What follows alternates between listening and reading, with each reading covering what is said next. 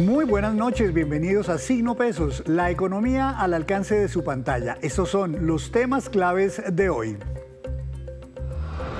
Aceptadas las demandas. El Consejo de Estado admitió varias demandas presentadas contra el decreto del gobierno que ordena a los fondos privados de pensiones trasladar billonarios recursos a Colpensiones. Analizaremos este tema con el experto Andrés Felipe Izquierdo. Expectativa por la junta de este jueves.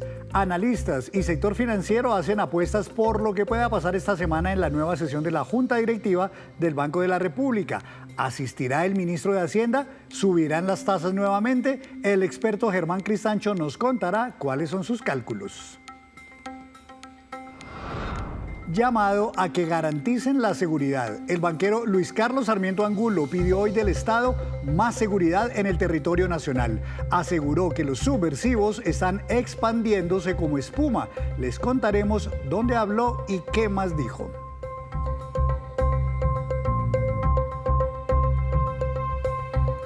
Y comenzamos esta emisión de Signo Pesos hablando sobre el polémico decreto del gobierno que obliga a los fondos privados de pensiones a trasladarle a Colpensiones una suma cercana a 25 billones de pesos en cuestión de pocas semanas. ¿De dónde surge la pretensión de esta norma? Que ya está demandada, además ante el Consejo de Estado. Quiero saludar al doctor Andrés Felipe Izquierdo, gerente de Integral Soluciones Pensionales. Doctor Izquierdo, buenas noches. Henry, buenas noches para ti y para todo el equipo de Noticias Caracol y de Signo Pesos y por supuesto a todos los televidentes del programa. Muchísimas gracias. ¿Alguna sorpresa en este decreto o era lo que se esperaba porque de alguna manera ya venía siendo anunciado esta pretensión del gobierno desde hacía varias semanas? Sí, pues lo que tú dices es cierto, ¿no? Esto ya se había anunciado hace varias semanas que había salido el borrador. Digamos que el único factor de sorpresa, pero pequeño, es que, digamos, hubo una amplísima coincidencia entre académicos, expertos y la industria en hacer comentarios al decreto respecto de la legalidad del mismo y los tiempos que el mismo decreto impone. De manera tal que uno hubiera esperado que el gobierno hubiese escuchado, pero no escuchó absolutamente nada y el decreto salió tal cual habían publicado el borrador. Lo más preocupante es que es clarísimamente ilegal. Efectivamente, pues el decreto, que ya no es borrador, ahora sí es decreto en firme, no trae mayores sorpresas, pero sí generó muchísima polémica. ¿Por qué se considera, doctor Izquierdo, que este decreto es ilegal? Y esa es una tesis que sostienen, por supuesto, los fondos privados, los principales expertos en materia pensional. La gente se pregunta si la gente se trasladó de fondos privados de pensiones a Colpensiones, ¿por qué no se van con plata y todo como pareciera un poco lógico? Son dos cosas, Henry, y si me permites, yo me devuelvo un poquito para dar el contexto mayor posible para las personas que nos escuchan a esta hora. Digamos lo siguiente, las personas cuando son mujeres y tienen 47 o más años de edad y los hombres cuando tienen 52 años o más de edad no se pueden trasladar de régimen pensional. Eso aplica para la Ley 100 del 93 y la Ley 797 de 2003. ¿Por qué digo esto? Porque el gobierno o aquellos defensores del decreto que dicen que es que cuando la persona se traslada se lleva su plata, pues hay que decirles que este es un traslado extraordinario, extemporáneo, que nada tiene que ver con los traslados que se hacían antes de la reforma pensional. Como tiene un condicionamiento diferente, pues tiene un tratamiento diferente. ¿Qué pasó? En el debate de la reforma pensional entre el 2023 y el 2024, se elaboró este artículo. ¿Para qué?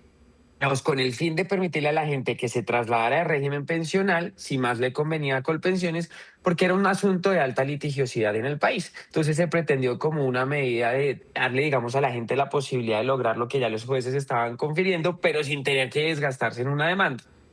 Pero había una serie de condiciones. Entonces, primera condición, la persona tenía que cumplir unos requisitos para poderse trasladar en el marco de esa ventana de oportunidad de traslado. Y segundo y más importante, y es que es clarísimo, el artículo es tan claro, no deja un milímetro de duda a una interpretación diferente. La plata solo se traslada al momento en el cual se consolide una pensión de vejez. Es tan cerrada la redacción de ese artículo y quedó tan mal hecho, y perdóneme que lo diga así, apreciado Henry, pero es tan cerrado ese artículo que las personas que se trasladaron por ese artículo 76 no tienen cobertura del seguro de invalidez y sobrevivencia. Así de claro, porque el traslado de recursos solo quedó atado a la pensión de vejez. ¿Por qué pasó esto? Porque en ese momento algunas voces decían, no, esos traslados es una excusa que el gobierno tiene para coger ese dinero y llevarlo al gasto corriente. El Congreso, en su buen saber y leal saber y entender, dispuso esa restricción de que la plata solo se trasladara hasta que se consolidara la pensión de vejez para que la gente tuviera la tranquilidad de que la platica que había acumulado en el Fondo Privado de Pensiones iba a ser solo para el pago de sus pensiones. Adicional a ello, el artículo 24 de la misma ley 2381 creaba el Fondo de Ahorro del Pilar Contributivo. ¿Para qué? Para que esa plata, en el momento en el cual debiera trasladarse desde fondo privado a Colpensiones, no se girara a Colpensiones, sino que pasara a través del Fondo de Ahorro del Pilar Contributivo administrado por el Banco de la República. ¿Para qué? Porque fue la voluntad del legislador dar la mayor garantía y certeza de que la plata iba a ser para el pago de las pensiones de esos afiliados. Entonces, Pero, por eso es que es ilegal. pero entonces, doctor Izquierdo, entiendo los argumentos. Tanto el gobierno nacional como la misma Colpensiones advierten lo siguiente: se trasladaron ya aproximadamente al amparo de esa oportunidad que abrió la reforma pensional cerca de 120.000 personas, de las cuales, dicen ellos, más o menos unas 20.000 ya se pensionaron. Ya Colpensiones les está pagando de su bolsillo la mesada pensional cada mes. Entonces, ahí por lo menos con ese grupo, ¿no habría una razón de que efectivamente esos recursos se trasladen a Colpensiones? En honor a la verdad, Henry, acá se trata de ser lo más objetivo posible y mirar las cosas desde la barrera. En ese sentido, los 20.000 pensionados, el gobierno puede tener un punto válido. Yo no lo discuto. Esas pensiones ya se están pagando y se están pagando ¿de qué? De los recursos que aportan los actuales afiliados de Colpensiones y de los recursos general de la Nación que la Nación dispone mes a mes en el marco del presupuesto general de la Nación. No se están pagando con el ahorro de ese pensionado. En ese punto yo tengo que reconocer, el gobierno nacional tiene razón, pero así como reconozco que el gobierno tiene razón en ello, también tengo que advertir lo siguiente en aras de la legalidad y del manejo adecuado de esa plata. Y era lo que yo decía previamente, el Fondo de Ahorro del Pilar Contributivo. El gobierno acá, perdóneme, Henry, pero sí se le cogió la noche. Entre el momento en el cual se aprueba la reforma pensional, el 16 de junio del 2024, y el día en que se suspende la entrada en vigencia de la reforma pensional por la Corte Constitucional, el 17 de junio del 2025, pasó un año y un día, 366 días, suficiente plazo para que el gobierno nacional dispusiera, como varios expertos lo advertimos, expidan el decreto de creación del Fondo de Ahorro del Pilar Contributivo. ¿Por qué? Porque el artículo 24 de esa ley había sido muy claro.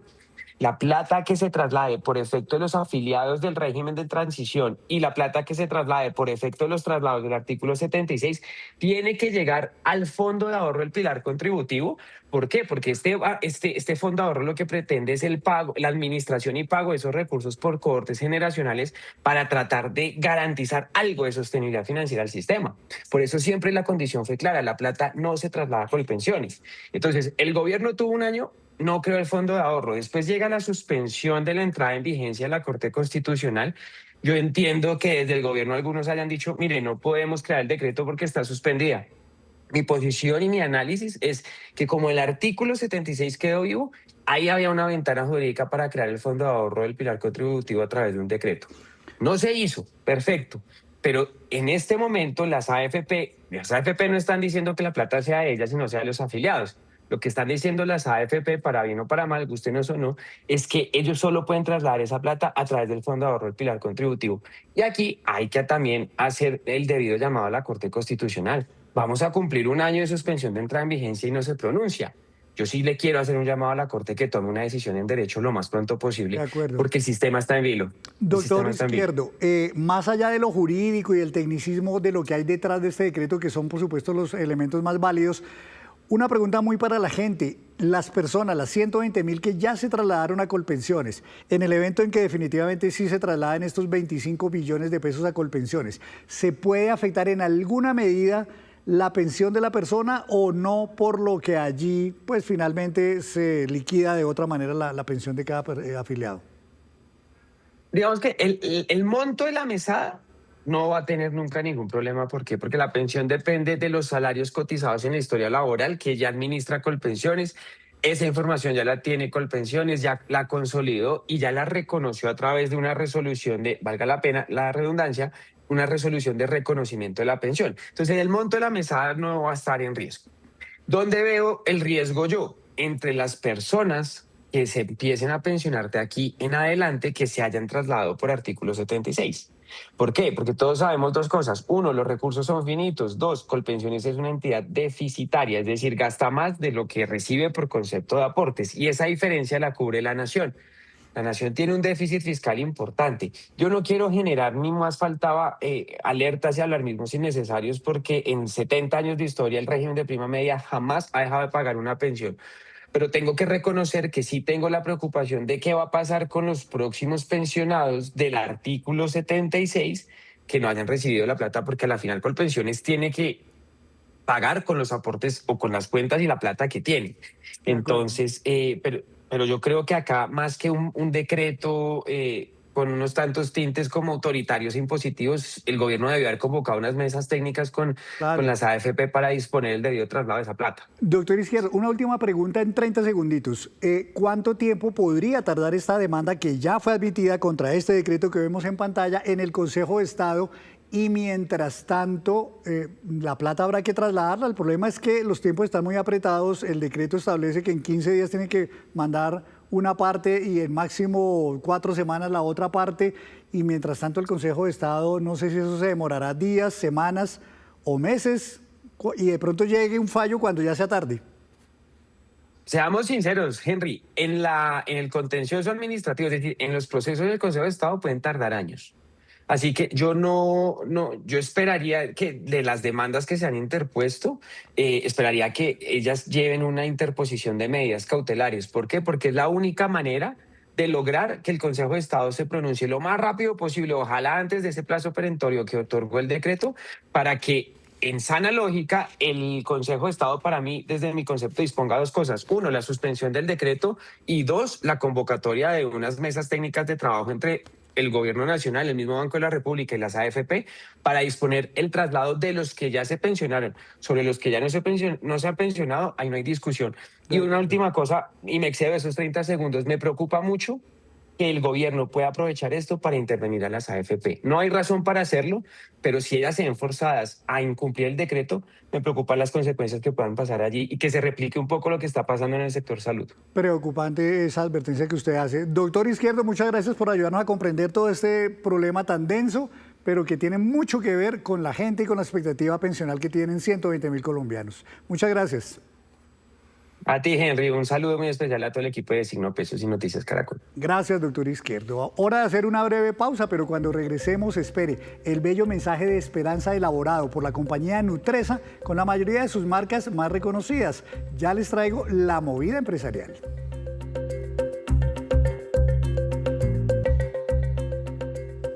Gracias por mantenerse conectado con Signo Pesos. Este jueves se realizará nuevamente Junta Directiva del Banco de la República, la primera después del fuerte agarrón del ministro de Hacienda Germán Ávila con los codirectores y de su amenaza de no regresar a estas sesiones.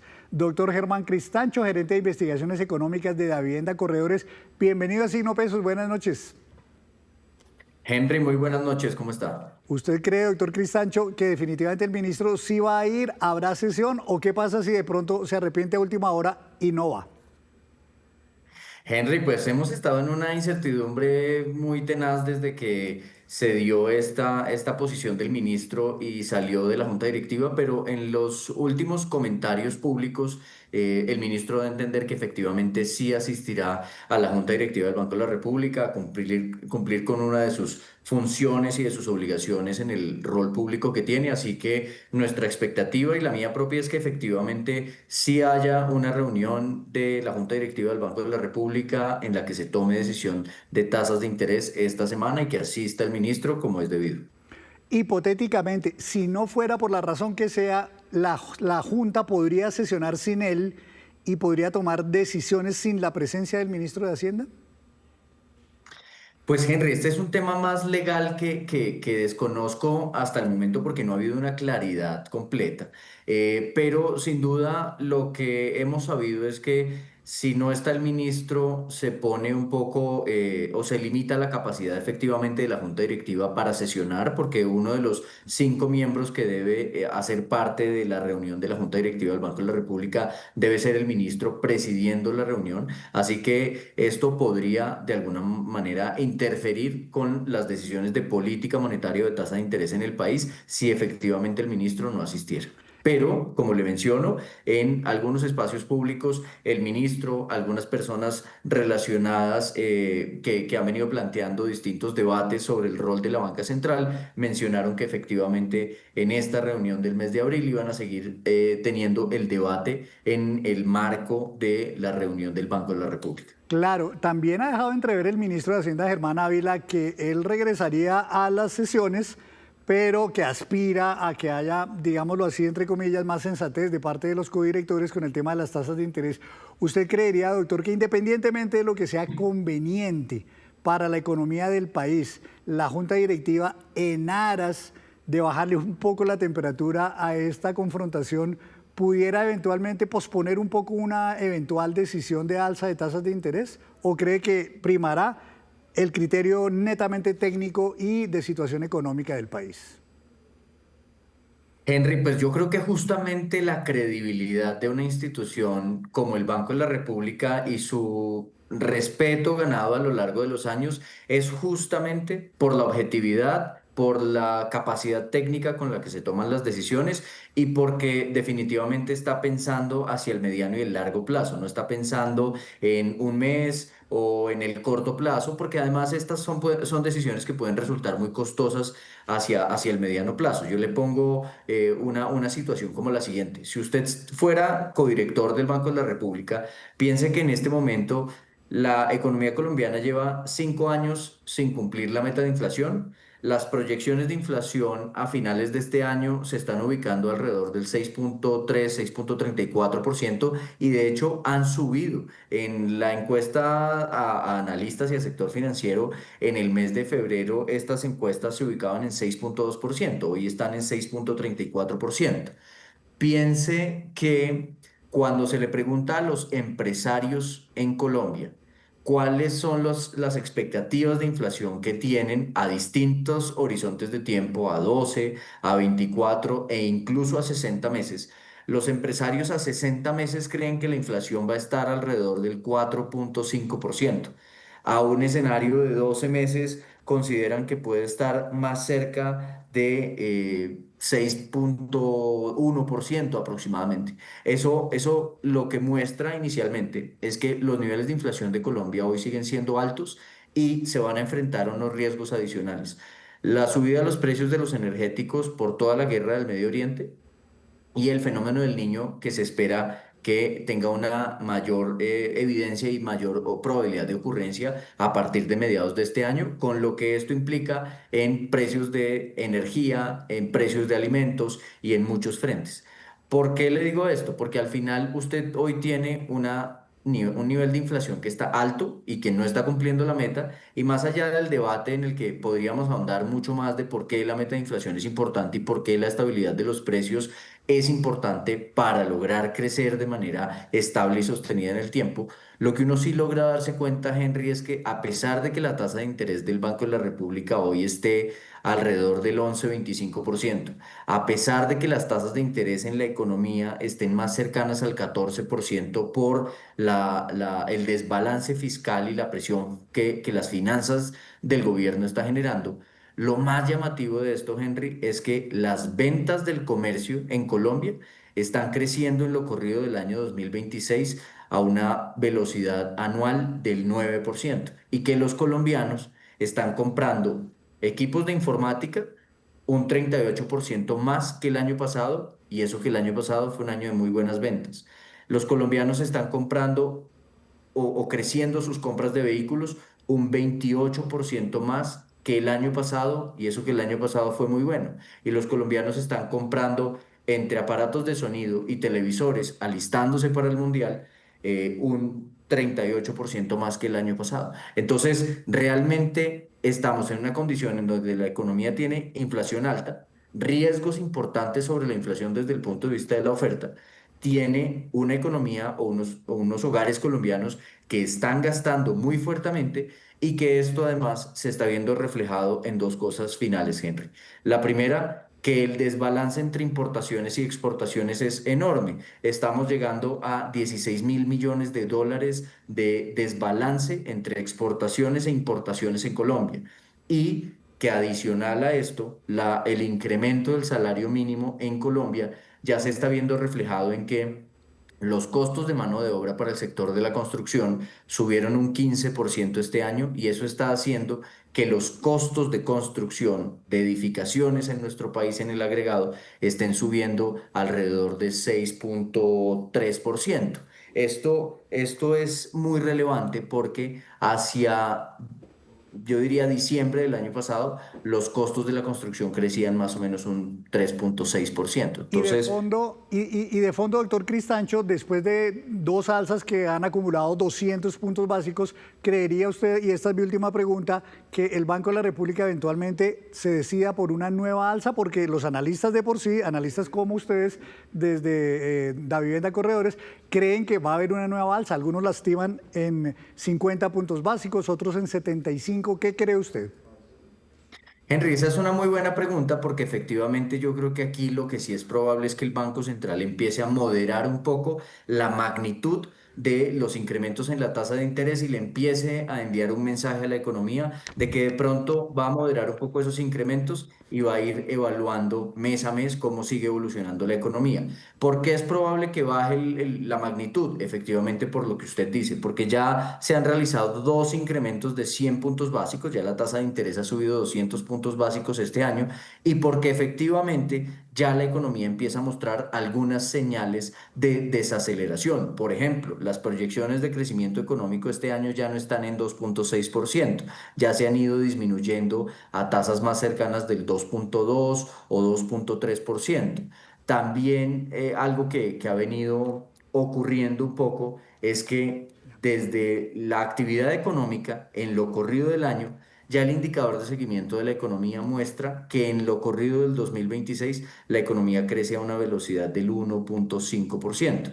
Y lo que debería venir es un ajuste también en el gasto público que ayudaría a frenar un poco ese impulso que trae la economía colombiana. Entonces yo creo que va a haber un debate amplio, se van a subir 50 puntos básicos, el Banco Central va a seguir por la línea de tomar decisiones respaldadas en lo técnico y en lo que le conviene a la economía colombiana en el mediano y en el largo plazo, pero sin duda hay elementos que apuntan a que el Banco Central debería empezar a moderar un poco la magnitud de estos incrementos para empezar a evaluar cómo evoluciona la economía en los próximos meses. Doctor Cristancho, gracias por estar aquí en Signo Pesos, muy amable. Henry, a ustedes muchísimas gracias. Muy amable al doctor Germán Cristancho desde Davivienda Corredores. Y cambiamos de tema porque el empresario colombiano Luis Carlos Sarmiento Angulo advirtió que la subversión amenaza con apoderarse de amplias zonas del territorio nacional. Su intervención se dio durante la inauguración de una cátedra que llevará su nombre en la Escuela Colombiana de Ingeniería Julio Garavito.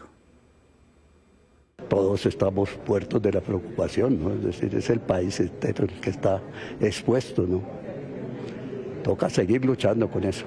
Con esas palabras, el banquero Luis Carlos Sarmiento Angulo se refirió a la ola de inseguridad que vive Colombia. Lo hizo desde la Escuela Colombiana de Ingeniería Julio Garavito, donde se inauguró una cátedra que lleva su nombre. La seguridad es muy importante para la inversión y para el desarrollo social del país.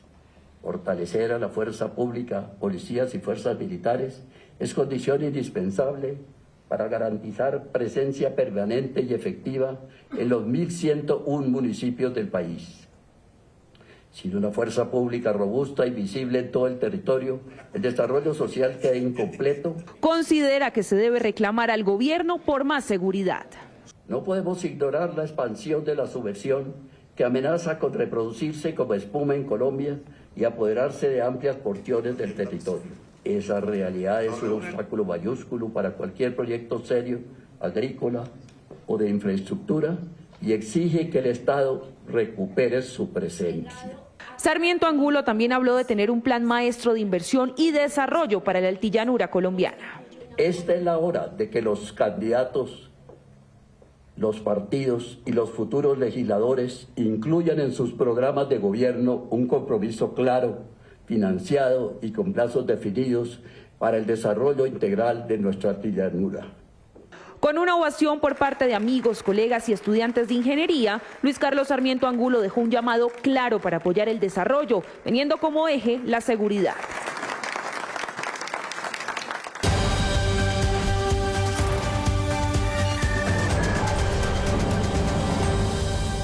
La movida empresarial de hoy es del grupo Nutresa, que decidió transformar sus 17 marcas más icónicas como Jet, Zenú, Sello Rojo y otras para lanzar la campaña El Sabor de Creer. Por primera vez en un siglo cambian sus logos en 30 millones de empaques para enviar mensajes de optimismo con J Balvin como la voz oficial de esta campaña. Los invito a ver este comercial muy inspirador. A veces pensamos tanto en lo que puede salir mal que se nos olvida creer que puede salir bien. Se nos olvida que madrugar vale la pena, que nos ayuda a alcanzar nuestros logros juntos. Que así el tiempo parezca poco, hay alguien siempre listo para darte su amor. Que la vida tiene su afán, pero lo que importa es la actitud. Que coleccionar momentos, las monas, por favor, es la mejor razón para festejar. Que así tengamos miedo a fallar, se nos olvida que la fe también juega. Que en ocasiones pensamos que estamos solos y se nos olvida que juntos podemos. Que cuando las dudas aparecen, nos mantenemos con la fe intacta. Que si no trabajamos en equipo, se hace imposible que todos creamos. Que no todo resulta como esperamos, pero vamos con toda, porque el momento es ahora. Que por difícil que sea, un grito de gol siempre es posible. Que los nuevos comienzos siempre son pesados, pero juntos son mejores. Que así nos falten cosas, en familia podemos hacer historia. Que a pesar de estar lejos, si estamos unidos, siempre seremos locales. En Nutresa sabemos que todo se puede lograr si creemos juntos. Nutresa, el sabor de creer. Y antes de despedirnos, los dejo con este dato. La Superintendencia Financiera dio vía libre a una nueva entidad financiera en Colombia. Se llama Integrity S.A. Tendrá categoría de corporación financiera. Su actividad se enfocará en otorgamiento de créditos y se especializará, al menos por ahora, en atender el segmento empresarial. Y así terminamos por hoy. Los esperamos mañana con una nueva emisión y toda la información económica que usted necesita saber. Esto es Signo Pesos, la economía al alcance de su pantalla. Feliz noche para todos.